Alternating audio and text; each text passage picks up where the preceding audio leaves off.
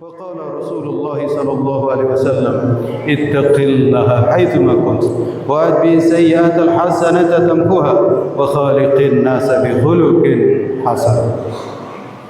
Bapak, ibu-ibu dan saudara-saudara sekalian, jamaah salat Jumat rahimakumullah. Pada hari ini, hari Jumat, bulan Ramadan, tanggalnya ada yang menyebutkan tanggal 9 Ramadan dan ada yang menyebutkan sudah tanggal 10 Ramadan.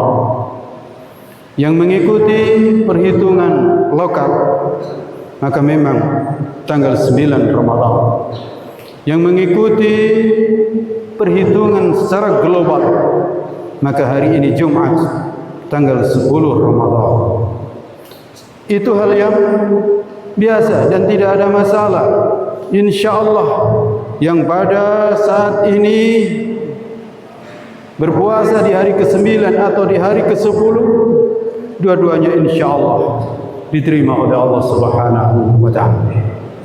Tapi dalam kesempatan yang sungguh sangat mulia ini, kita ingin mengingatkan bahwa 9 Ramadan, tepatnya hari Jumat, itu adalah hari di mana negara Republik Indonesia ini dahulu diproklamasikan. Tahun 1364 Hijriah, yang banyak orang hafal 17 Agustus 1945. Tapi perlu diketahui dan perlu disadari sebagai umat Islam, Ramadan adalah di mana negara tercinta ini diproklamasikan. Tepatnya pada hari Jumat, tanggal 9 Ramadan. Ini tentu Bapak dan saudara-saudara sekalian tidak boleh kita lupakan. Kenapa? Karena memang sejarah menunjukkan banyak sekali anugerah yang Allah Subhanahu wa taala berikan kepada umat Islam itu di bulan Ramadan. Tentu wahyu diturunkan di bulan Ramadan. Perang Badar yang sangat dahsyat dan sangat hebat itu ternyata di bulan Ramadan. Banyak sejarawan menyebutkan tepatnya di tanggal 17 Ramadan. Itu perang Badar. Sekitar 300 sahabat Nabi menghadapi lebih dari 1000 pasukan orang-orang kafir. Para sahabat tentu saja dalam kondisi puasa karena di bulan Ramadan. Tapi ternyata dengan itu Allah Subhanahu wa taala memberikan kemenangan. Kemenangan yang spektakuler, bahkan diabadikan di dalam Al-Quran. Disebut nama Badr itu di dalam Al-Quran. Dan juga berikutnya yang spektakuler lagi itu Fathu Makkah. Maka kembali terbuka setelah dikuasain oleh orang-orang jahiliyah dan Nabi terusir dari sana. Ternyata Nabi bisa kembali bersama dengan para sahabat membuka kota Makkah yang kemudian penuh cahaya. Itu ternyata di bulan Ramadan. Dan karena itu disebutkan para sahabat yang berangkat dari Madinah ke Makkah itu memang iya sebenarnya dalam kondisi musafir itu dibolehkan untuk tidak berpuasa. Enggak apa-apa. Faman kana minkum maridhan aw ala safari fa'iddatun min ayyamin ukhra. Tapi ternyata banyak para sahabat yang memaksakan diri berpuasa dalam perjalanan menuju ke Makkah itu. Hingga kemudian Nabi mengingatkan boleh untuk tidak berpuasa. Tapi apa artinya? Itulah bulan Ramadan. Berikutnya banyak sekali kemenangan-kemenangan yang lain. Ada kemenangan Ainul Jalud dan seterusnya. Termasuk ternyata negeri kita, Republik Indonesia ini diproklamasikan jam 10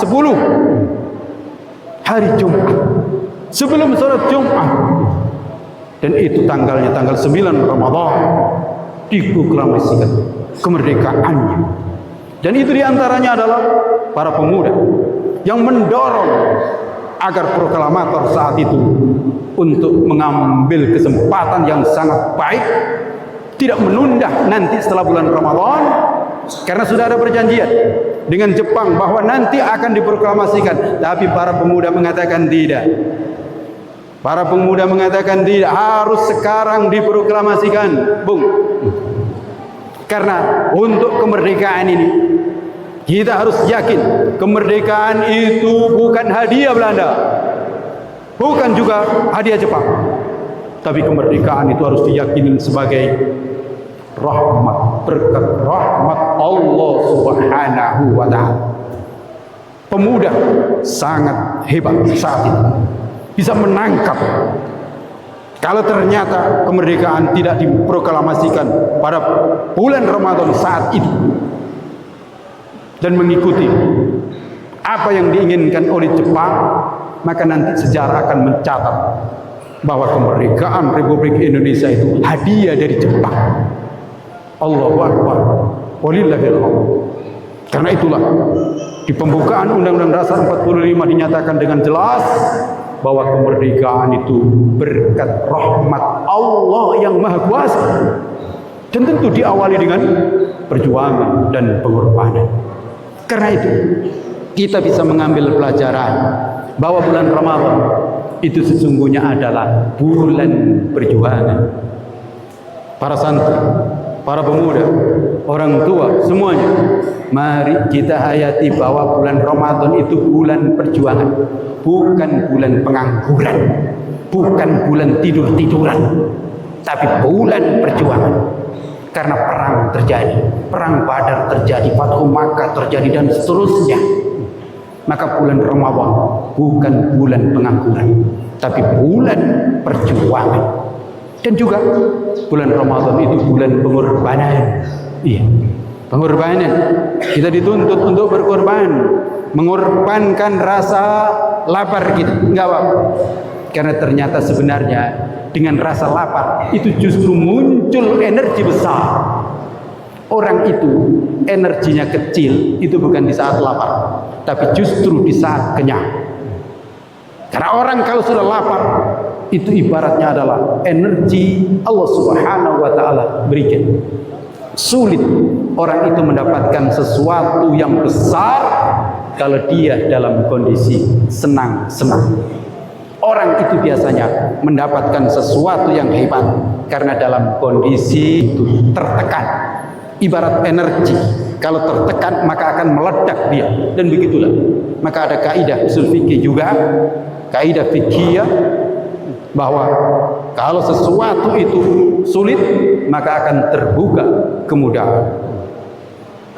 Dan kemudian bulan Ramadan mengajarkan kepada kita bahwa di bulan Ramadan itu adalah bulan kesabaran.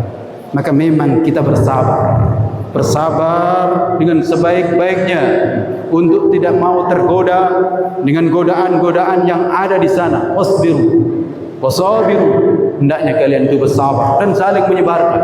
Karena memang hidup ini kalau tidak bersabar tidak bisa. Menuntut ilmu kalau tidak bersabar tidak bisa. Dan untuk mendapatkan buka puasa yang nikmat harus bersabar. Kalau tidak tahan maka tidak akan mendapatkan nikmatnya bagaimana buka puasa, apalagi nanti hari raya. Maka orang tua bersabar, ibu bersabar, anak-anak bersabar. Untuk apa? Memang dalam hidup ini ada ujian, dan salah satu di antara jawaban untuk mengerjakan ujian itu adalah kesabaran. Maka Nabi menyebutkan as-sabru nisful iman, kesabaran itu adalah separuh daripada keimanan.